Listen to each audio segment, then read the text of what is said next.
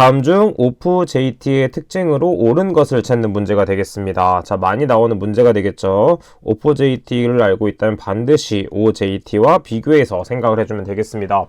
자, OJT는 On the Job Training이기 때문에 일을 하는 도중에 교육을 받는 훈련이 되겠고, OPJT는 Off Job Training으로서 일을 다 마치고 나서 교육을 받는 것이다 라고 생각을 하면서 한번 접근을 해보도록 하겠습니다. 1번, 개개인에게 적절한 지도 훈련이 가능하다. 자, 이때는 일을 하면서 업무 자체일 때 교육이 진행되는 OJT에 대한 특징이라고 볼 수 있겠죠. 자, 그 다음에 2번, 직장의 실정에 맞게 실제적 훈련이 가능. 마찬가지로 OJT에 대한 설명이 되겠습니다. 자, 그 다음에 3번, 훈련에 필요한 업무의 계속성이 끊어지지 않는다도 마찬가지로 OJT에 대한 내용이 되겠죠. 자, 근데 마지막을 보도록 하면 전문가를 강사로 초빙하는 것이 가능한 것은 바로 OPJT의 특징이 되겠습니다. 정답은 4번이 되겠네요. 23번 문제 보도록 하겠습니다. 위험 및 운전성 검토 HAJOP에서 사용되는 가이드 워드 중에서 성질상의 감소를 의미하는 것은 무엇이냐면 part of 부분이 되겠습니다. 자, 설계 의도대로 완전히 이루어지지 않는 상태 혹은 성질상의 감소라고 볼 수 있고, 자, 이때 more less는 무엇이냐면 more는 증가, less는 감소가 된다. 그래서 양의 증가 감소를 나타냅니다. 그 다음에 no 혹은 not은 무엇이냐면 없음을 나타내면서 설계 의도의 완전한 부정 혹은 설계 의도에 완전히 반하여 변수의 양이 없는 상태라고 볼 수 있겠죠.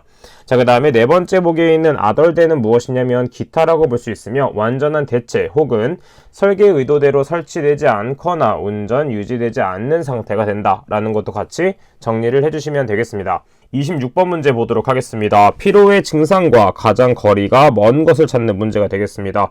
자, 피로가 계속 누적되게 되면 식욕이 증대된다고 했는데 일반적으로는 식욕이 감퇴된다고 알려져 있고, 불쾌감이 증가하거나 흥미를 상실하고 작업 능률의 감퇴가 일어날 수 있다라는 걸 체크해주면 되겠습니다. 자, 학습이론 중 SR 이론에서 조건반사설에 의한 학습이론 원리에 해당되지 않는 것. 자, 조건반사하면 바로 떠올려야 되는 게 무엇이냐면 파블로프가 되겠죠. 파블로프의 원리 및 법칙에서는 총 4가지가 있습니다. 첫 번째는 시간의 원리, 두 번째는 일관성의 원리, 세 번째는 계속성의 원리, 네 번째는 강도의 원리가 되겠습니다. 자, 그렇기 때문에 기억의 원리와는 해당이 되지 않기 때문에 정답은 3번이 된다 볼 수 있겠죠.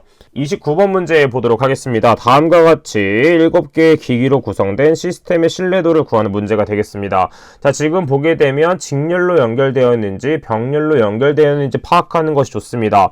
지금 보게 되면 B와 D는 그리고 C와 E는 직렬로 연결되어 있다라는 걸 알 수 있겠고, 전체적인 그룹을 3가지 그룹으로 봤을 때는 병렬로 연결되어 있다라는 걸 알 수 있습니다.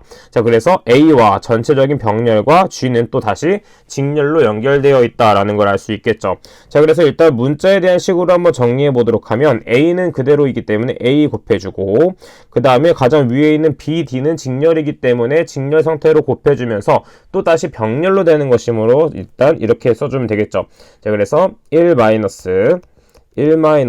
B 곱하기 D 이렇게 볼 수 있겠고, 그 다음에 F도 병렬이기 때문에 1 F, 그 다음에 C와 E가 지금 뭐죠? 직렬로 연결되어 있지만 전체적인 병렬이기 때문에 1 C 곱하기 2, 그 다음 전체 닫고, 그 다음에 G 부분이 직렬이 되겠죠.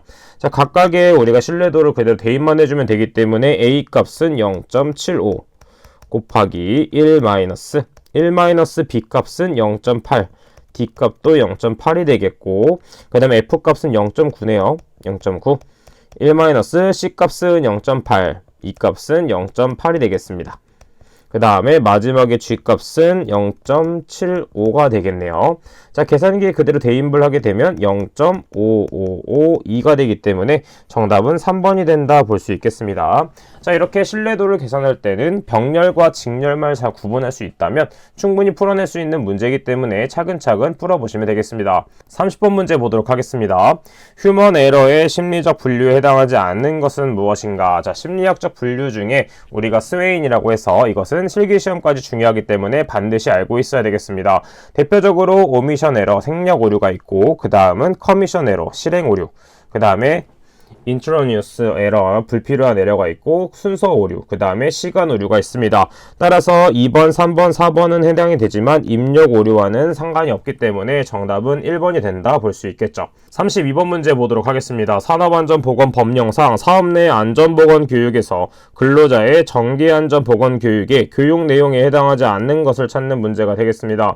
자, 일반적으로 근로자의 정기교육 내용도 실기시험까지 나오는 부분이 있기 때문에 어느 정도는 암기를 해두시면 되겠습니다. 지금 보게 되면 1번, 2번, 3번에 대한 내용은 근로자의 정기교육의 내용에 해당이 되겠지만 4번에 대한 내용은 어디에 해당되냐면 관리감독자의 정기교육에 해당이 되겠습니다. 자, 그래서 네 번째는 관리감독자의 정기교육 내용에 포함되기 때문에 4번이 정답이 된다 볼 수 있는 것입니다. 34번 문제 보도록 하겠습니다. 산업안전심리의 5대 요소가 아닌 것을 찾는 문제가 되겠습니다. 첫 번째는 동기, 두 번째는 기질, 세 번째는 감정이 되겠고 추가적인 두 가지는 무엇이냐면 하나는 습성, 두 번째는 습관이 되겠습니다. 따라서 요소가 아닌 것은 4번 지능이 정답이 된다라는 걸 체크해주면 되겠죠. 36번 문제 한번 보도록 하겠습니다. 리더십을 결정하는 주요한 세 가지 요소와 가장 거리가 먼 것을 찾는 문제가 되겠습니다. 리더십의 3요소는 부하의 특성과 행동, 리더의 특성과 행동이 있으며 마지막으로는 리더십이 발생하는 상황의 특성이 되겠습니다. 따라서 정답은 3번이 된다 볼 수 있겠죠. 38번 문제 보도록 하겠습니다. ATP라고 하며 당초 일부 회사의 톱 매니지먼트에만 대하여 행하였으나 그 후 널리 보급되었고 교육 내용으로는 정책의 수립, 조직, 그 다음에 통제 및 운영 등의 안전교육 방법은 무엇이냐면 CCS가 되겠습니다. 자, 이런 내용들은 정답 이대로 나오는 부분이 많기 때문에 그 다음에 내용과 보기를 연결시켜서 공부를 해주시면 되겠습니다.